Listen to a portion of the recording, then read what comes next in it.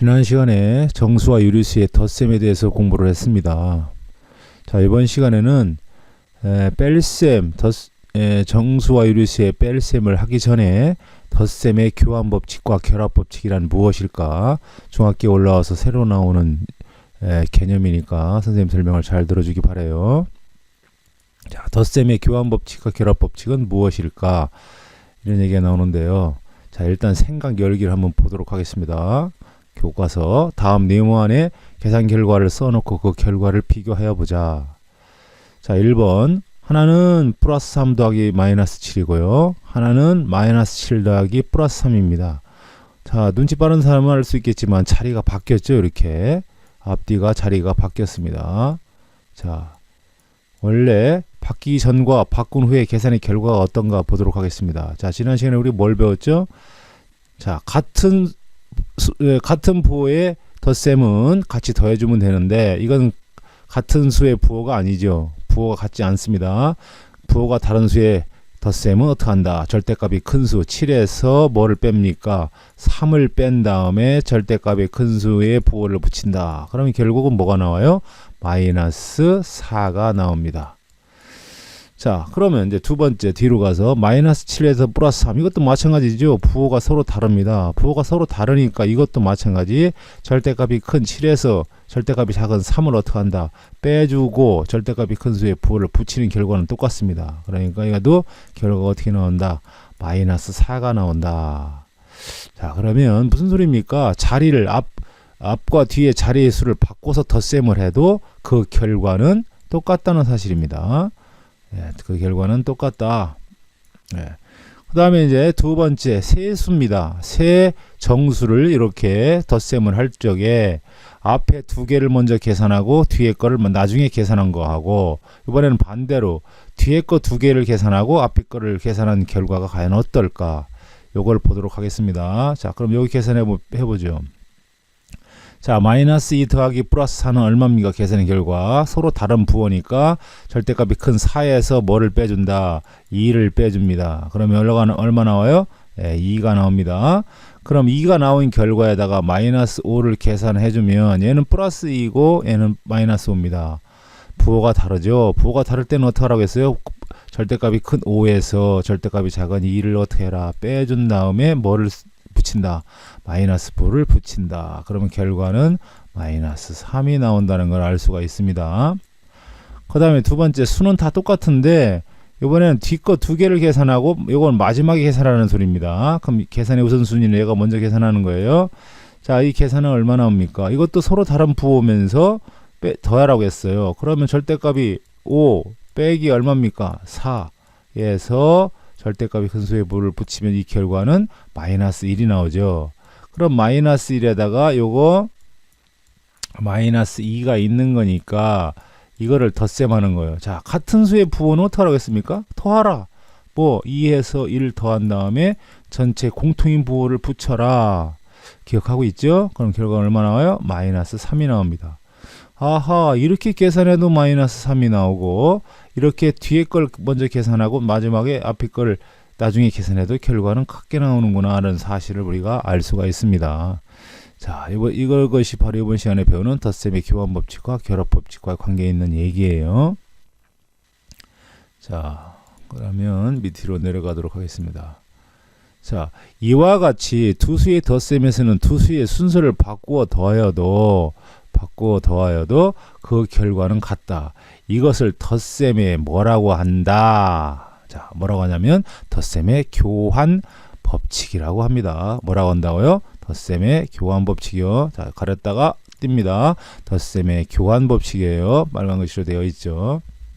자, 이렇게 자리를 바꿔서 계산하는 것을 뭐라고 한다? 덧셈의 교환 법칙이라고 한다.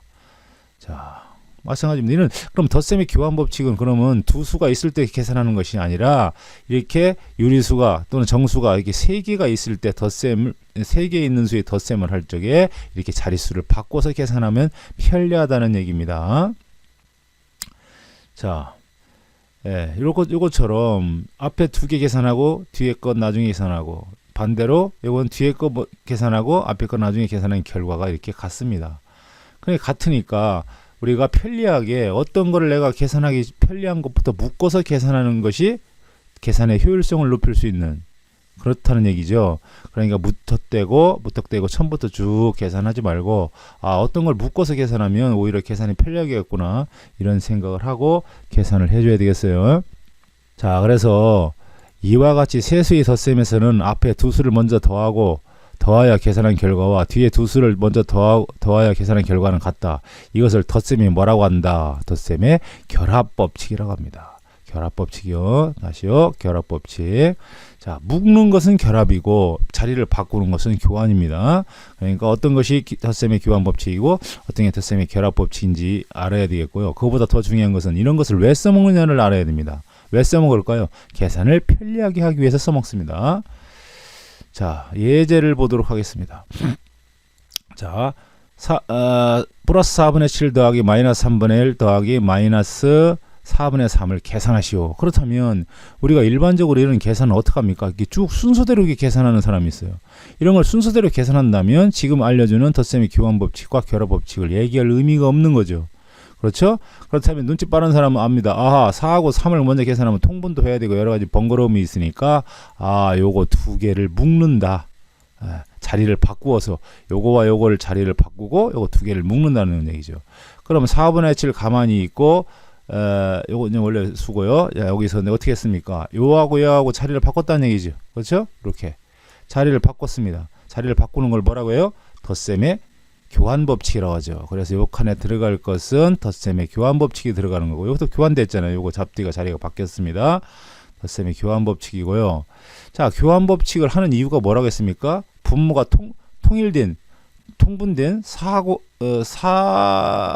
되는 것을 계산하기 위해서 우리가 먼저 자리를 바꿨습니다. 자, 그러면 플러스 4분의 7과 마이너스 4분의 3을 이렇게 묶는 걸 뭐라고 했습니까? 이렇게 묶어서 계산하는 거 먼저 계산한다. 예, 이게 바로 덧셈의 결합법칙이죠. 덧셈의 결합법칙입니다. 자, 이렇게 계산하면 얘가 계산하면 통분되어 있으니까 계산이 빠르겠죠. 4분의 7에서 4분의 3 빼줘봐요. 얼마입니까? 4분의 4. 4분의 4니까 약분해서 얼마가 돼요? 플러스 1이 됩니다. 자, 그러면 얘는 다시 이제 요거 두 개 먼저 계산하면 되죠. 얘는 3분의 3입니다. 통분하면 그럼 3분의 3에서 마이너스 3분의 1을 더해준다는 소리는 서로 다른 부호죠. 서로 다른 부호의 계산은 큰 절대값이 큰 3분의 3에서 3분의 2를 어떻게 한다? 빼준다. 그럼 빼주면 얼마가 나와요? 플러스 3분의 2가 나옵니다. 자, 이렇게 어느 때 덧셈의 교환법칙과 결합법칙을 쓰는지 이유를 알아야 됩니다. 이게 덧셈의 교환법칙이고 저것이 덧셈의 결합법칙인 것이 아는 것만 중요한 것이 아니라 얘를 왜 배우느냐가 중요한 겁니다. 계산을 어떻게 하려고요? 계산을 편리하게 하기 위해서 우리가 교환법칙과 결합법칙을 이용한다라는 사실을 알아야 됩니다. 자, 내려갑니다. 자, 영어전지 교과서 학교에서 풀기로 하고요. 이제 어디로 가느냐면 정수와 유리수의 뺄셈을 가도록 하겠습니다. 자, 정수와 유리수의 뺄셈은 조금 어려워요. 개념이 덧셈보다는 약간 어려우니까 잘 듣고 풀어주기 바라요. 자, 두 수의 뺄셈은 어떻게 할까 잘 보겠습니다. 자, 오른쪽을 보면 여러분들이 초등학교 때는 작은 거에서 큰 거를 뺀 적이 없어요. 그렇죠? 작은 거에서 큰 거를 뺄 수가 없습니다. 왜냐하면 여러분들은 음수를 배우지 않았기 때문에. 그러니까 이제 덧셈을 가지고 뺄셈을 이용합니다. 자, 이거 보면 2 더하기 3이 5라는 사실은 우리가 초등학교 다 배웠죠. 그렇다면 여기에서 5에서 뭐를 빼야 2가 될까요? 자, 여기 보세요. 5에서 뭐를 빼면 2가 됩니까? 네, 그렇죠. 5에서 3을 빼면 2가 됩니다. 당연하잖아요. 이거 잘 보고요. 그러면 5에서 뭐를 빼면 3이 됩니까? 그렇죠. 5에서 2를 빼면 3이 되는 거죠. 그럼 이렇게 덧셈으로 되어 있는 것을 이렇게 뺄셈으로 고칠 수 있는 겁니다. 그렇죠? 이렇게 뺄셈 또는 뺄셈으로 되어 있는 것을 이렇게 덧셈으로 생각할 수가 있겠죠. 자, 그렇다면 다음은 이 관계를 이용해 덧셈식 플러스 5 더하기 마이너스 3은 플러스 2가 된다는 사실을 이용해서 다음 네모안에 알맞은 수를 써 넣어보자 이런 얘기입니다. 자, 그렇다면 플러스 5 더하기 마이너스 3은 플러스 2가 된다는 이 덧셈식을 이용해서 요 네모안에 한번 써보자 이런 얘기입니다. 요거하고 똑같은 얘기예요. 예? 자, 그러면 플러스 2에다가 마이너스 3을 빼줬다는 얘기는 뭐가 나온다는 얘기입니까? 플러스 5가 나온다는 얘기죠. 그렇죠? 여기도 맞죠? 플러스 5가 나온다는 얘기입니다. 그 다음에 또 하나 플러스 2에서 플러스 5를 빼주면 여기서 했죠? 플러스 2에서 플러스 5를 빼주면 뭐가 나온다는 소리입니까? 마이너스 3이 나온다는 소리죠. 그렇죠? 이렇게 플러스를 마이너스로 마이너스를 플러스로 이렇게 자유자재로 생각할 수 있겠죠. 자, 내려갑니다. 자, 그렇다면 이제 덧셈시 요것을 플러스 6 더하기 마이너스 2는 플러스 4라는 것을 뺄셈식으로 한번 나타내 보자. 자, 나타내 보면 어떻게 됩니까? 자, 그렇다면 이번엔 이제 플러스 4에다가 마이너스 2를 빼주면 플러스 6이 나온다는 거죠. 위에서 했잖아요. 다시요. 플러스 4에서 마이너스 1을 덧셈을 빼주면 마이너스를 빼주면 플러스 6이 된다. 그렇다는 얘기입니다. 자, 그런데 우리가 플러스 6이 나오는 건 어느 때도 플러스 6이 나와요. 플러스 4에다가 여기 했죠. 플러스 2를 더해줘도 플러스 6이 나옵니다. 그러면 얘도 플러스 6, 얘도 플러스 6이니까 플러스 6, 플러스 6이 같다는 얘기는 이 계산의 결과도 플러스 6, 이 계산의 결과도 플러스 6이라는 얘기는 결국 얘가 마이너스 빼기 마이너스 2의 계산은 이렇게 더하기 플러스 2로 계산한 결과와 어떻다? 똑같다는 얘기입니다. 빼기를 그러니까 뭘로 고친다? 플러스로 고치고 마이너스 그 뒤에 부호를 플러스 부호로 바꿔서 계산한 결과하고 어떻다? 같다는 얘기입니다. 자, 즉 플러스 4 빼기 마이너스 2는 여러분들이 이런 거 어떻게 뺍니까?